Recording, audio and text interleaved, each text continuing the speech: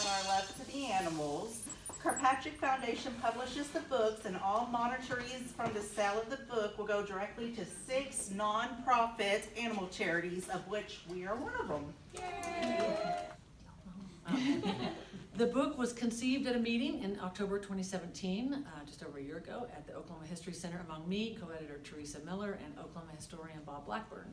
It was first thought of as a possible companion publication to a photographic exhibition about animals in Oklahoma history, which is still on display at the Oklahoma History Center now. But the projects quickly became separate endeavors, each having its own creative scope and course. Their respective titles, however, are connected and linked to great Oklahomans. Love Can Be, from a piece of Woody Guthrie prose, and Where They Went, which is the name of the exhibition, an homage to a quote attributed to Will Rogers: "If there are no dogs in heaven, then when I die, I want to go where they went." Strictly by the numbers, our authors have a wide spectrum of achievements. They are the recipients of dozens, if not hundreds, of awards, including the National Medal of Arts, the Guggenheim Fellowship, the National Book Critics Circle Award, the Pulitzer Prize, the Grammy Award, the American Book Award, the Wallace Stevens Award, the National Book Award, the Personal Peabody Award, the National Humanities Medal, the Penn Malamud Award for Short Fiction, and more. In the end, awards mean little, but they do tell a story of talent, tenacity, and a bit of luck. We are honored and excited to include each of these writers here. Cat. The dog would bark their emotions. Happy, hungry, restless.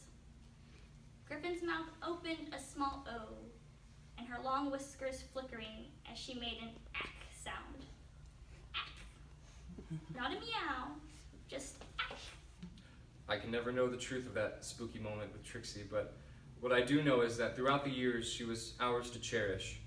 She continually surprised us, as truth will. She made us laugh every day, and at times we wept in anguish because of her. She weighed only 60-something pounds. I occasionally called her short stuff, and she lived less than 12 years. In this big world, she was a little thing, but in all the ways that mattered, including the effect she had on those who loved her, she lived a big life. We took long walks through the neighborhood. We went to the city park. I ran along the jogging trail holding the leash, Chaucer running beside me.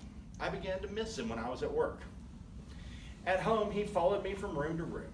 He was so anxious in those early days. After a few obedience classes, I taught him to shake hands, wave, and give high fives. He liked to take walks and run, dig through leaves or branches or anything he could find outside. He was pleasant to my friends. If I took a nap, I would wake up and find him beside me.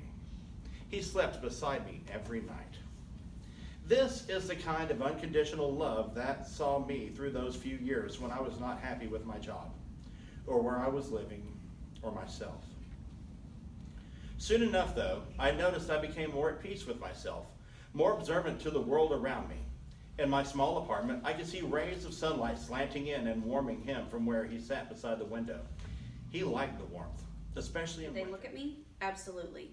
Did they catcall? Did they approach me? Did I feel threatened by them? Absolutely not.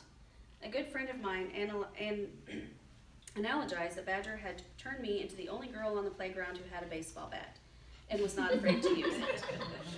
At first I laughed and thought it was a funny comparison, but it really isn't, is it? The true analogy is that I was a girl who for the first time in her adult life felt immune to the intimidation and abuse that women in this country face daily. I will be forever grateful to Badger for allowing me to feel that beautiful sense of freedom. Badger is now almost 11 years old. Because he was trained so roughly for the first 5 years of his life, he has been diagnosed with degenerative disc disease. And now it is my turn to take care of my warrior and be sure he moves gracefully through his senior years. Thank you to Louisa McCune and members of Gaslight Theater, Charlotte Swanson, Tammy Wilson, Alex Ewald, Curtis Crandall, for sharing their favorite entries from the book Love Can Be. If you missed it this time, you'll have another chance to join us for a reading on Thursday, December 20th at 6:30 p.m. at Putnam 6 Bookstore, located in Sunset Plaza.